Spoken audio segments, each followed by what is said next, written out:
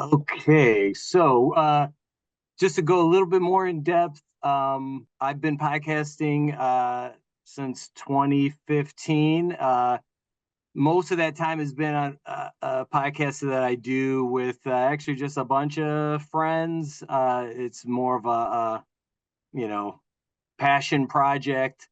But for several years, for about 5 or so years, I did podcasting as a full time gig. And since I've been here at the UAW, I keep nudging them to try to get more involved with podcasting.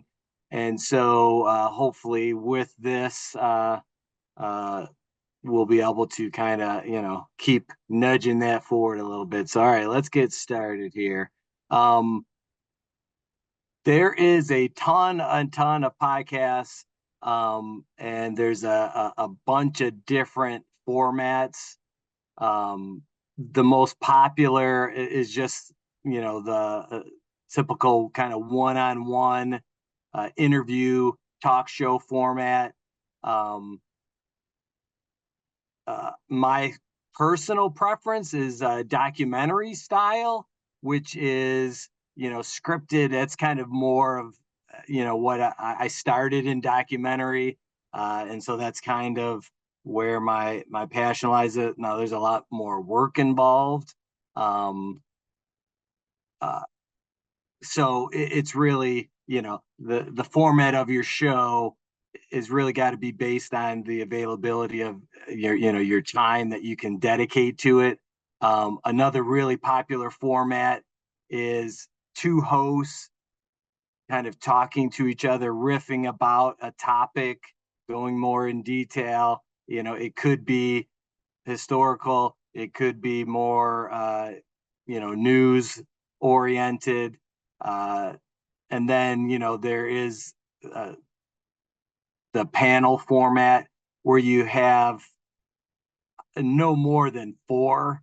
Three is really, I think, the most common. Four, you can get away with. Anything more than four, it just starts to be this mass of voices. Um, and so, why are we talking about the different kinds of podcasts that are out there that people make? It's because that's what you've got to think about, when you're getting ready to start your podcast. What kind of show are you going to do? And a lot of that is based on subject matter. Um, but you just really gotta from the beginning kind of think it all out. And so that's what this presentation today is kind of giving you all the big talking points or big pre-production elements, I would say, to make sure that you're not overwhelmed, because doing a podcast can be overwhelming. And so uh, first thing, figure out what kind of podcast you want to make, and let's move on here. Okay, so podcasting is really like any sort of media, be it writing, photography, video. It's another form of storytelling. And so I just wanted to real quick go over some of the basics of storytelling, because a lot of people don't factor in the storytelling aspect when they're doing something, and you know things could get real dull and real boring real fast if you're not looking at yourself and what you're doing as telling stories. And why is storytelling important? Because it's more entertaining, it's easier for people to remember and retain that information that you are conveying. So just real quick, a great story always has a main central character who we're seeing the world and getting the story through their eyes. Um, and then once you've established that main character, every character has a goal or an objective or something that they want to achieve. At least every good story does. And so then um, An interesting story is one that has obstacles that that person has to overcome. If they're just like, I want to do something and I set my mind to it and I did it, that's a real boring story. You got to find all those little hurdles and obstacles, and those obstacles can be internal. It could be their own personality, their own struggles that they have to deal with, or it could be external. It could be other people, organizations. Time is often an obstacle.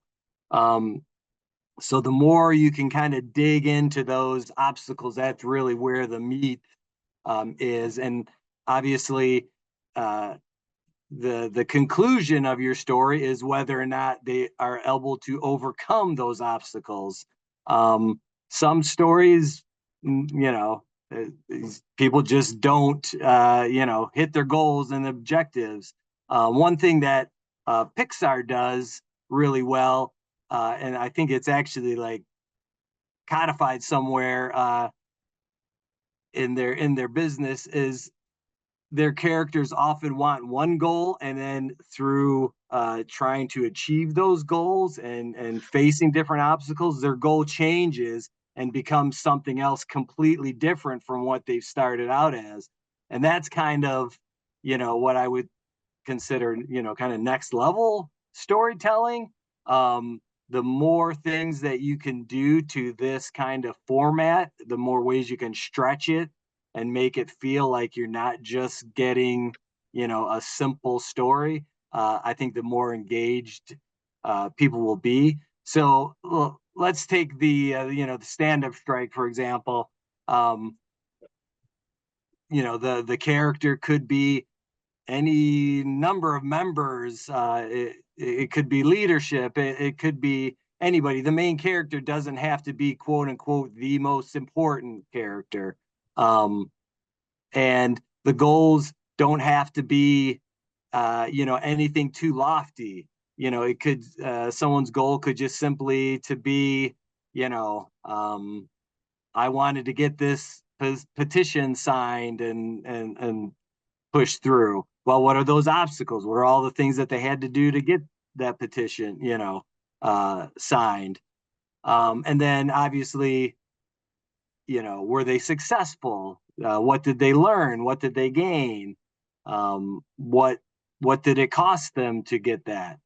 So those are all things, when you're putting your podcast together and you're inviting a guest on, you know, find out what their story is, what was their goal, what were their objectives, how successful were they, and I think that will make for really good interviews. And even if you're not doing an interview format, let's say it's you and a co-host, um, the more that you guys can play off each other, keeping these, character, goal, and obstacles in mind, I think the more entertaining, the more, memorable your podcast will be. All right, so let's. Okay, so the next thing, you've got your format, you've got some ideas of content of things you want to talk about or people you want to talk to. You really need to then assemble a team to help you. This is one of your first obstacles. Getting the podcast completed. Who do you need?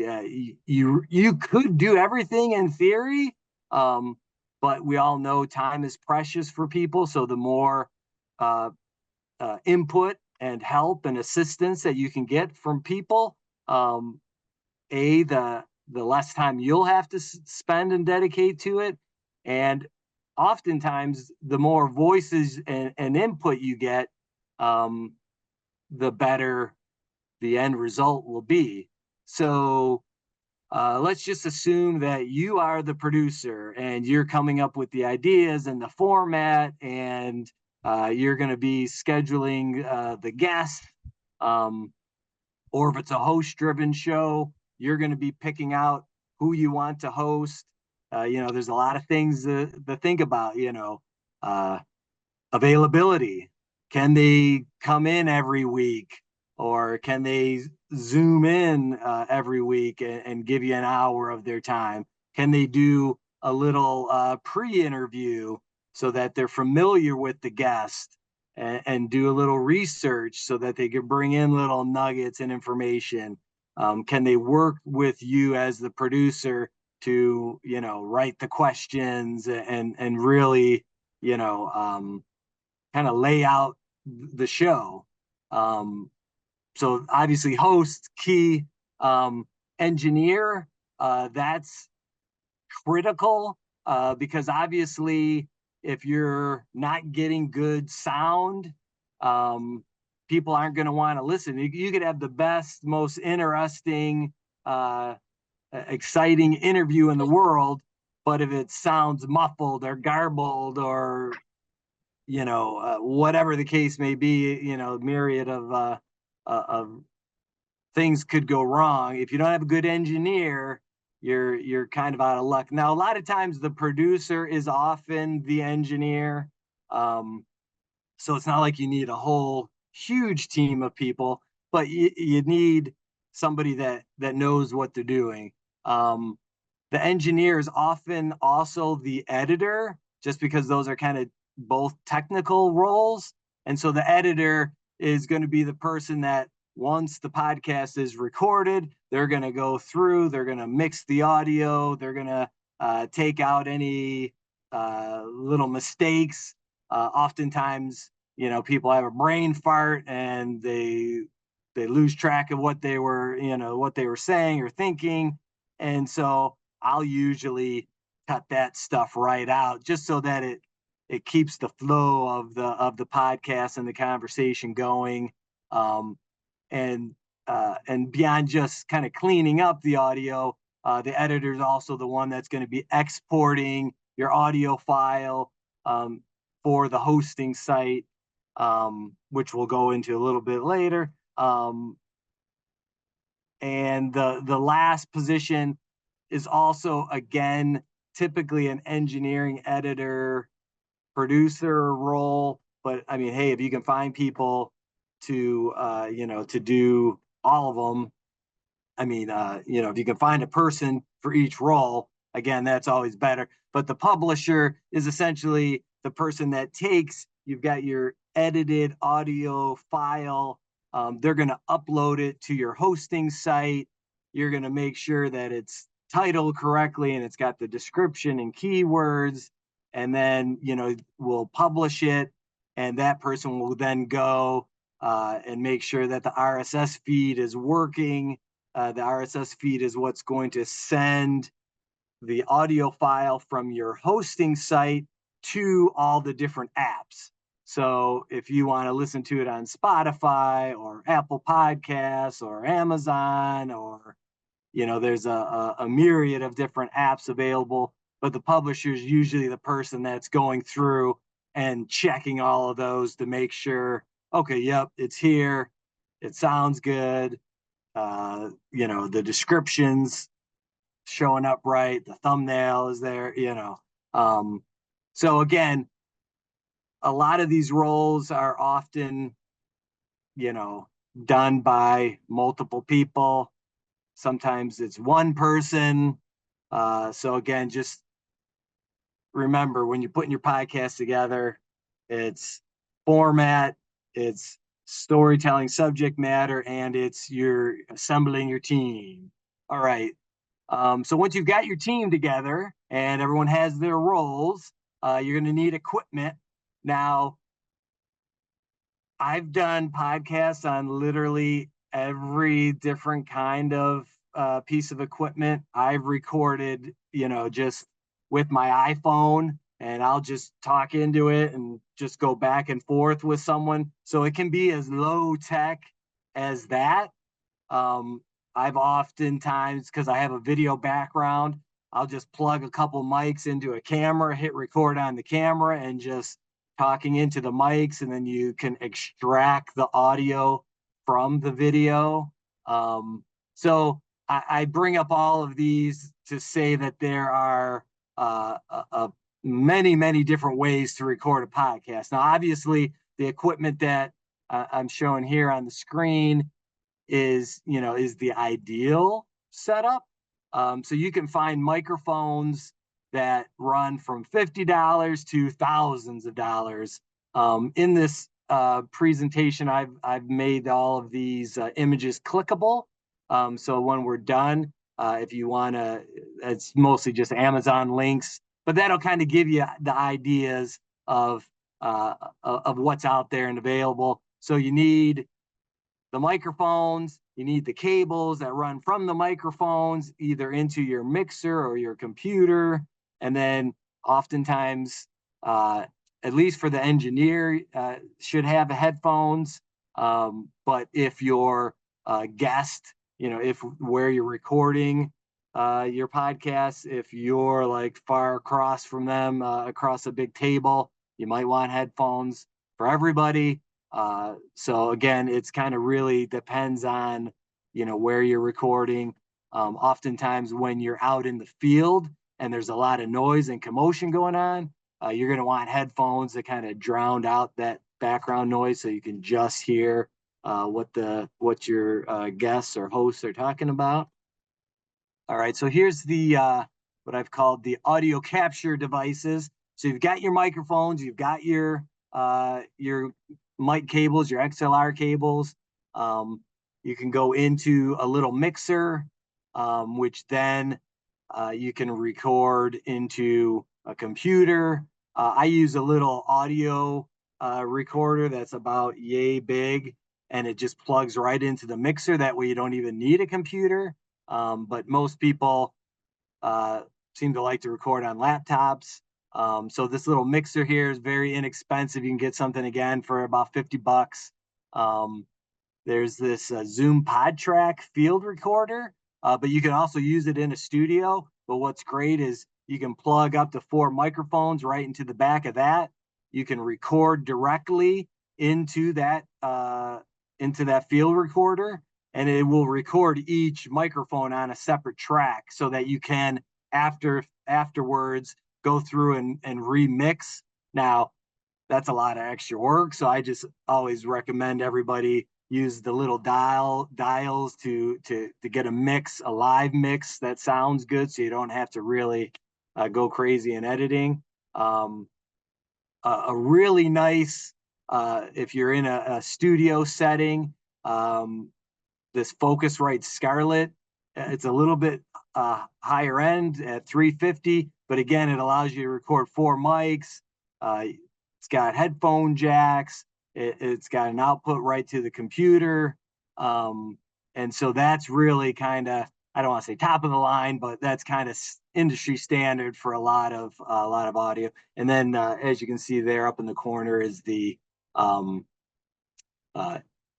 iPhone or any smartphone. And now they have these really inexpensive kind of Bluetooth lav microphones that you can use. I think this one here is like $20 that I found. And the sounds on those, they're oftentimes not great, but they're good enough in a pinch, if budget is a concern. And it's nice too, not having to have like a mic stand or someone holding the mic. You just clip it right on their shirt and you're good to go. So that's kind of really fast and quick, kind of all the main components of the gear that you're going to need. And again, you can do it any way, that you see fit. Really the key thing is what we're going to talk about now is where to record or how to record your podcast. Obviously, a studio is an ideal situation, and what makes a good studio? Soundproofing. So you don't want to be in a big, huge, cavernous room, so that you got a lot of echo and reverb and things like that. But if you are, there's things that you can do to dampen the sound. You can see kind of here in the picture, they've got some foam on the walls, but heck, even a carpet on the ground. People will hang blankets, pillows, kind of anything just to absorb the echo, just to deaden and dampen things. Now, to be honest, the way the audio editing software is nowadays, you can remove a lot of those things. So you don't need a nice, fancy, soundproof studio. But if you have one, it'll make editing a lot easier and save you that time and hassle um, that way. So beyond the studio, what a lot of people are doing, and I've done it myself plenty, is just recording over Zoom. Um, the best way to really do it is to record yourself on your end and then have the other person, like if you're interviewing someone, have them also record their Zoom and send you the audio file.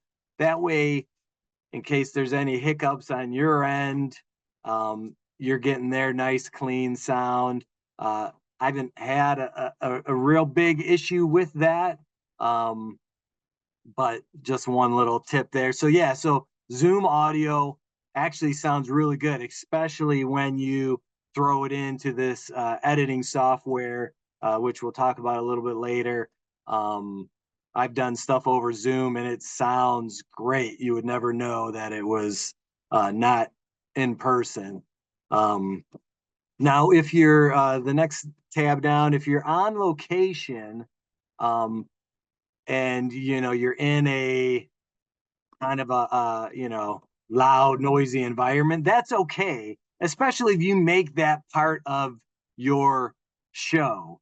If you keep repeating, oh, we're here at such and such an event at such and such a hall, and the crowd's really excited, and if you build that into your story, if you're trying to make an on location shoot seem like you're in a studio, it's just going to be noisy and weird, and people are going to be wondering. Now, when you are in location, there are certain things that you can do to to get better sound. If there's speakers playing, like in a music, background music, make sure you're not standing right by a speaker, or if there's like a door open and there's a lot of traffic zooming by, don't go obviously by the traffic.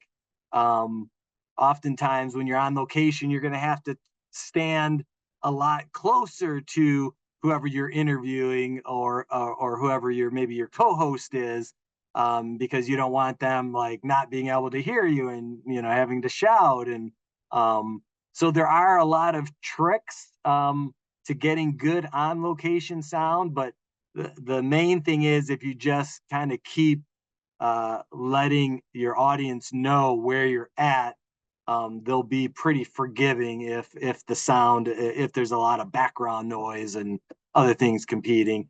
Smartphones, we kind of talked about those before, but that is a great way if you're just want to use, like, you have one host talking to their phone and you have the other host talking into their phone, and you guys both do a voice memo, and then you can then edit those in after the fact. Again, that's a lot more work. If you've got a good editor that's fast, then it's not really an issue. But that is, again, that's always a good fail safe, because there's been times when I've been out on the field and I've tried to record a podcast and the audio is just not cooperating. And so it's like, oh, okay, fire up the smartphone, not the best, but it works in a pinch.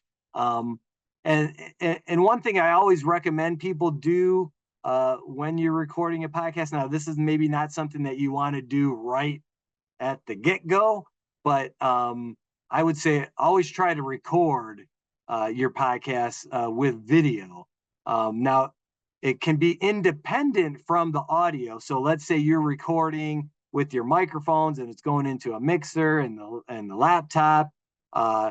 Your camera, your video camera, doesn't have to be connected to that system. You can marry those together after the fact in editing. But heck, even if you're just setting up the smartphone off to the side in the corner and just recording the conversation. People, I mean, there's no doubt about it, people love the visual. They want to see who it is you're talking to, or if it's two hosts, they want to see the hosts if they're at maybe a cool location. If they are at an event, you want to see a little bit of that. So, so adding video, I think, is key. That's maybe, like a next tier up kind of a thing, but just keep that in the back of your mind that at some point, once you've mastered the audio aspect of the podcast, adding in the video is definitely the way to go. All right, so once you've recorded all your audio, you've got your great interviews, or you've got a really incredible panel discussion, everyone debating the different topics. You're going to need to clean up that audio. Even if, like, let's say the audio recording goes flawlessly from beginning to end, you're typically going to want some sort of introduction and close on your podcast. It's often a pre-recorded, pre-edited piece that you can just kind of keep that maybe has like a little 15-second jingle, maybe a cool, get somebody with a real super deep voice, get Ben to record something for you, a little intro. That's just the name of your podcast, and introduces your guests, and, maybe has a little thank you or something like that. Typically, I would tell people this is where you want to throw in your sponsors, but I think, with the UAW type podcasts, that's probably not the case. But okay, so if you've got this perfect recording of your podcast, at the very least, you're going to need to tack some audio in at the beginning and end and master it so you can upload it to your server. So there's a free one out there, Audacity. That is a software that you can download. So it's not like a web-based thing, and that's free. And I don't personally use that, but it's like extremely popular. People love it. So there's a ton of different software out there that's free. This is just the one that I'm familiar with and have heard good things about. But sky's the limit. Knock yourself out. If there's something else out there that you prefer, please share with the rest of us. Now, I use the Adobe Creative Cloud, and I'm assuming a lot of you here, if you're using Photoshop, or if you're doing video, you might have access to some of their audio editing. They have Adobe Podcast, which is a web-based platform where you can do all sorts of things. You can record directly in there if you'd like. I primarily use it for just cleaning up audio. So let's say I've recorded something and I've done it over Zoom, and the audio quality of the person I'm talking to is just real low and kind of tinny, and my audio or my host audio, they've got a really nice microphone and they're sounding great. You can just upload it. It does this AI scrubbing thing where it'll just it'll equalize all the levels, and it'll try to bring their audio up, their kind of lower quality audio up a little bit to match it to your better quality. And so it's not perfect. You kind of sometimes often have to, tweak it here or there to get it right, but I love it. I've been using it a ton. Adobe also has Audition, which is great for audio editing. To be honest, most of my audio editing I do right in Premiere, just because I'm, having a video background. I feel more comfortable in Premiere, and you can do a ton of audio editing stuff. Mostly what I need to do can be done in Premiere, but there's Adobe has a bunch of tools to do it. So if you have Adobe, great, do that. If not, plenty of other options. Okay, so now you've got your podcast, it's all edited and ready to go, and you want people to be able to hear it. Well, you have to upload it to your podcast host.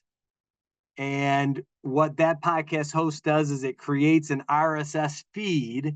And that RSS feed, you can see in this little diagram, that's what actually sends it out to all of the podcasting apps that are out there. So the two big ones are Spotify and the Apple podcast. But there's like there's like dozens of them, literally. I'm trying to think, like Amazon Music has one. As you can see to the left here, YouTube has now gotten into the podcast game. So once you have that RSS feed, um, depending on the service, like Spreaker here, that will automatically send your RSS feed to all of these different apps. So you don't have to do anything really. I mean, it makes it super nice. Um, it's primarily a paid platform, so you know it's not always the best option. Now, what I'm trying to do is I'd love for us to create a UAW Spreaker account, because you can create limitless number of podcasts.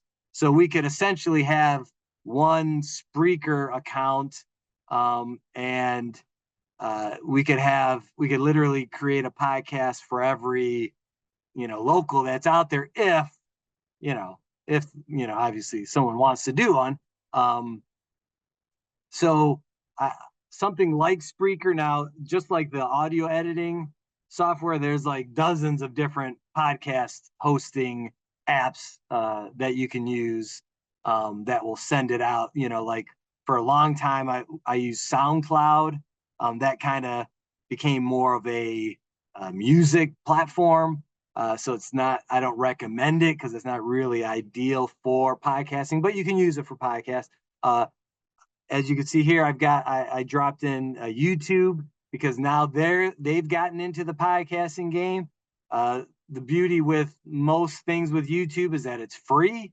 And so, with free comes some limitations, but if you just want to get something up and running, low cost right away, then you can use YouTube.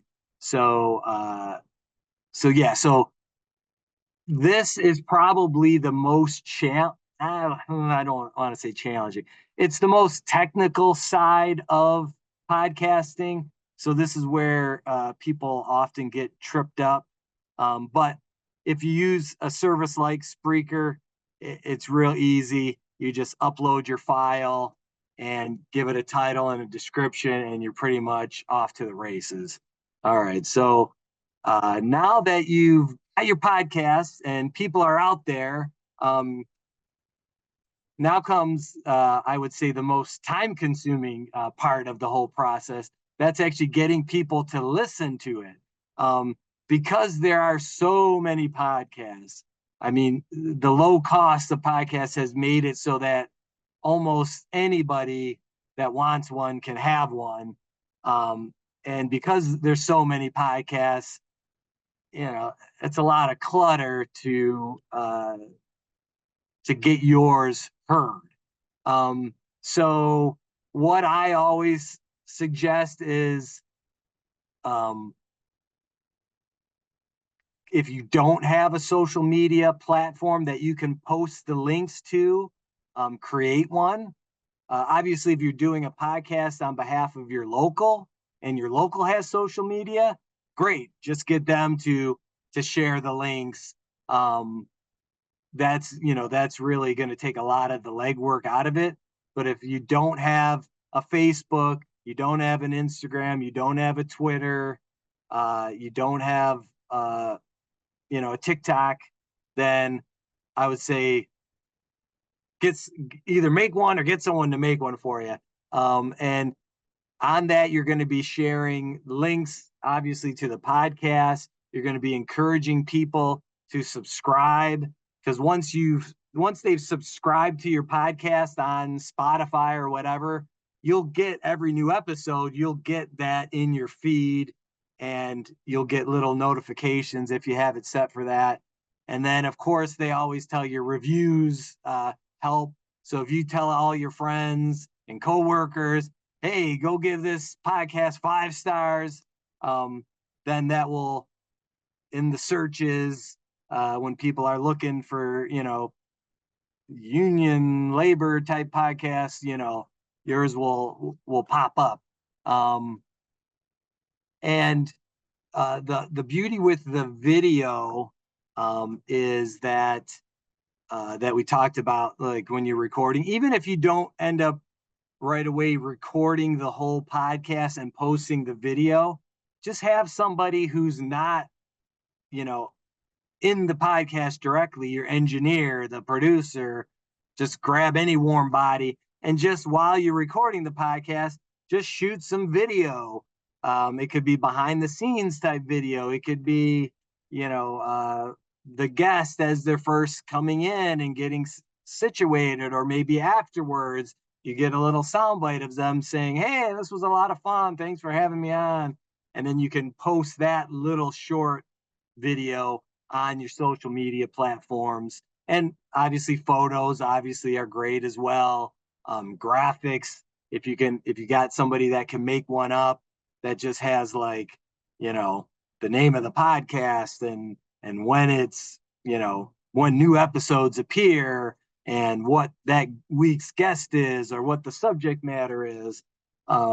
Anything you can do to get the word out there, because I talk to a lot of people that they're like, well, I put my podcast out there and no one's listening to it. And it's like, well, just because it's out there, you got to make people aware of it.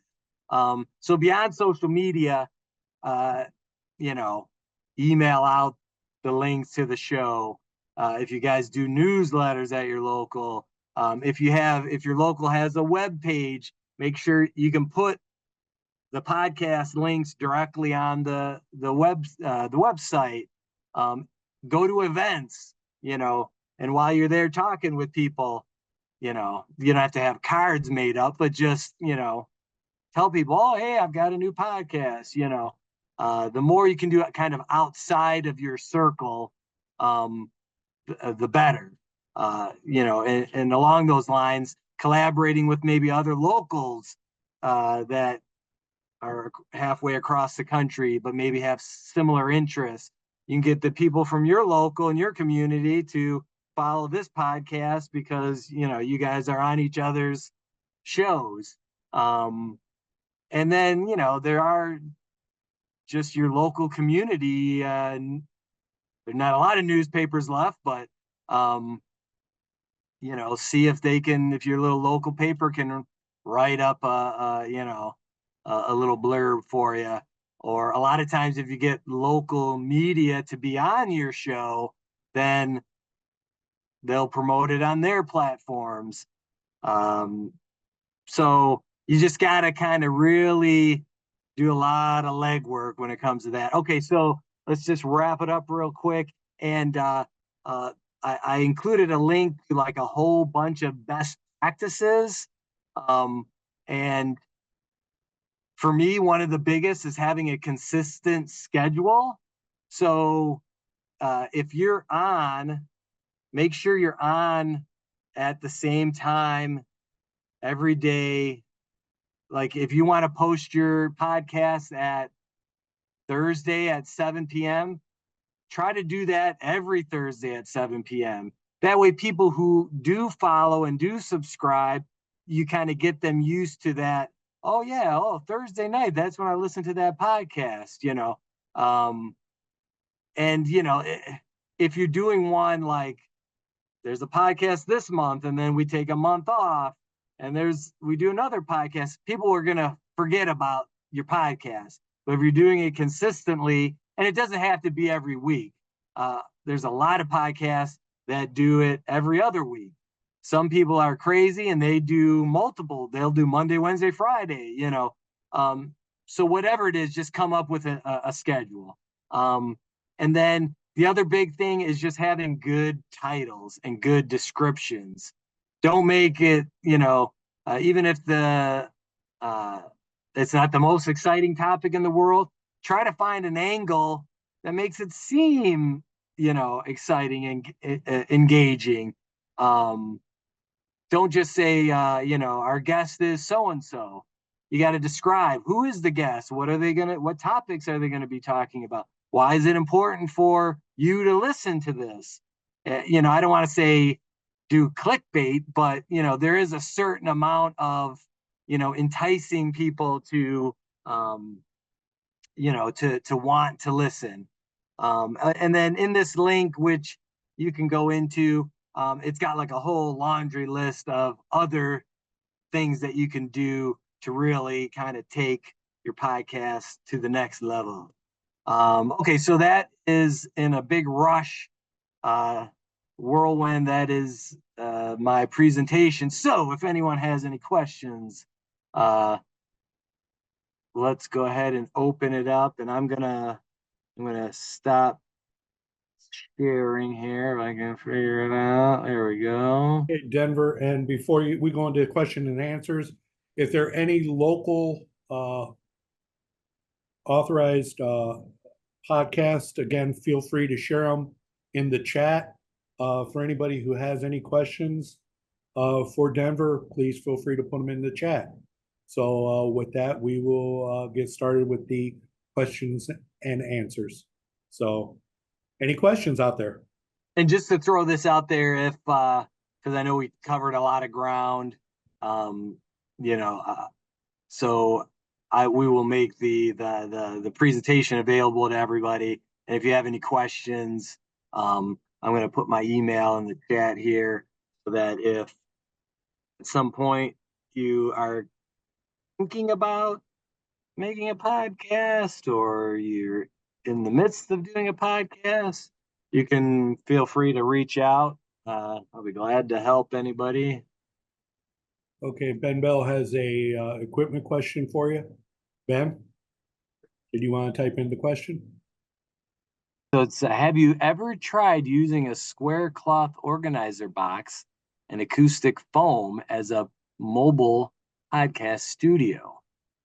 Um, and I haven't, but I have seen other things like that.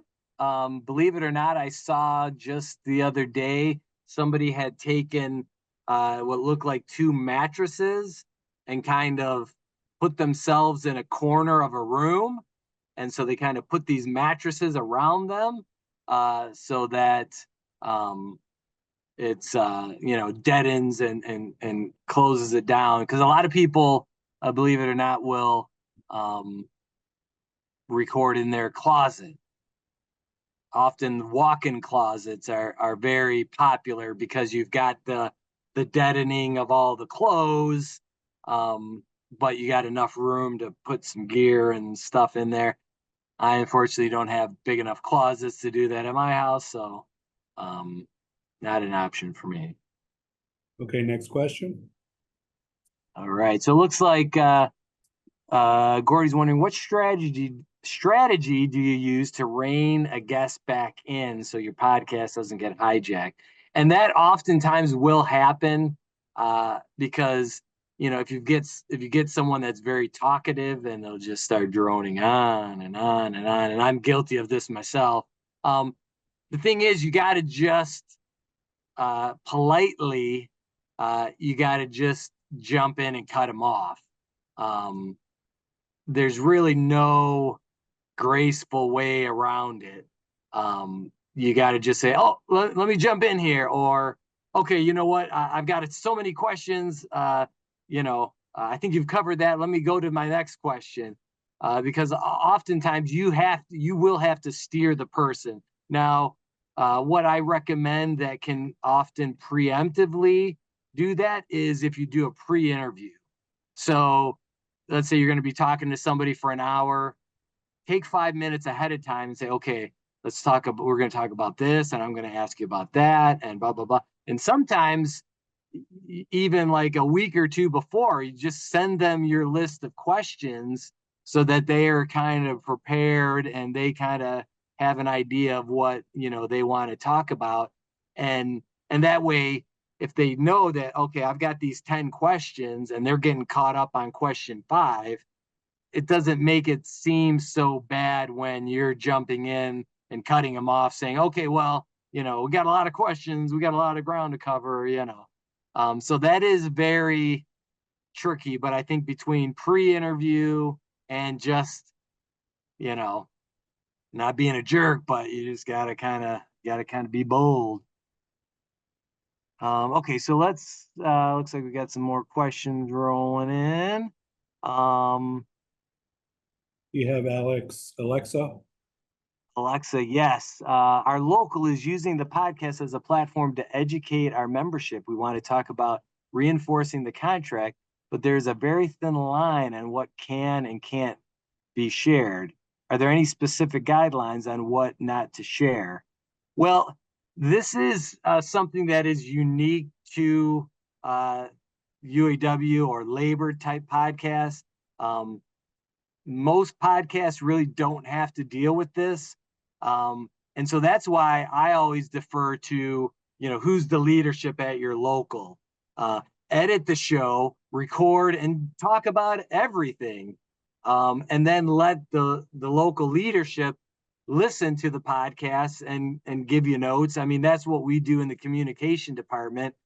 I'll often submit a video that I'm like, okay, I know this is kind of out there, but it is interesting. Let's see what the reaction is. And a lot of times they're like, okay, well, you got to, from this time to this time, you got to take this out, that you can leave in there, but maybe move this over here.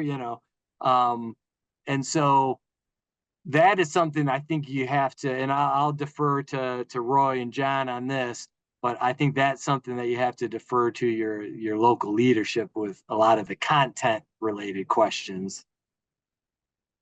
A lot of time, especially with negotiations, be it local, national, um, there's a lot of information they don't want to share. A lot of it is mostly strike preparedness, how the things that your some of your items that you're requesting from the company, how they would positively impact the membership. Um, those are things. And again, I will, pretty much reiterate what Denver said. A lot of it is what your local leadership wants to put out there. So again, you may be editing something out, but by the same token, you know, negotiations are always fluid. And I've been in local negotiations and I've seen how things change from moment to moment. So that's what I have. Dad. It's important to remember that we're the editor, we're not the publisher, and the local union leadership's the publisher. And the publisher is who ultimately decides what it is they want communicated. That's it. That's it. So, Okay, it Deborah, looks like there are some more questions. Yeah, recording over phone. The best way really to record over phone is through apps. I mean, you can Zoom over your phone. So I would say, like, if it's just a regular dial-up phone call, that's probably not the best way to record it. If you are going to do that, try to do like a voice memo on your end and then have them record on their end. So that's why I typically, and there are apps and things out there. But I think if you're going to use Zoom, that's probably your best way if you guys are both on a phone. Is there an advantage to doing a live podcast? And yes, there is 100% an advantage doing live. One is you can engage with the viewers. When you're just doing a pre-recorded podcast, be it audio or video, it's out there, and you can ask people, hey, send us an email or respond on, our social medias. But, that's always after the fact. And you really have to encourage and promote that. It can be done. A lot of podcasts do that. But when you're live, you can actually, like we're doing now with the comments, you can read the comments. And a lot of times you're going to get some nasty ones, and you're probably going to want to skip those over. But oftentimes, you're going to get some really good feedback. And even if, like Sean Fain does a great job of this, even if it's just, hey, I'm shouting out this local, or I'm shouting out this person or this company, just to get people, engaged and let them know that that they're there and they're listening. Because you can do live call-ins, but that's a very cumbersome, challenging thing.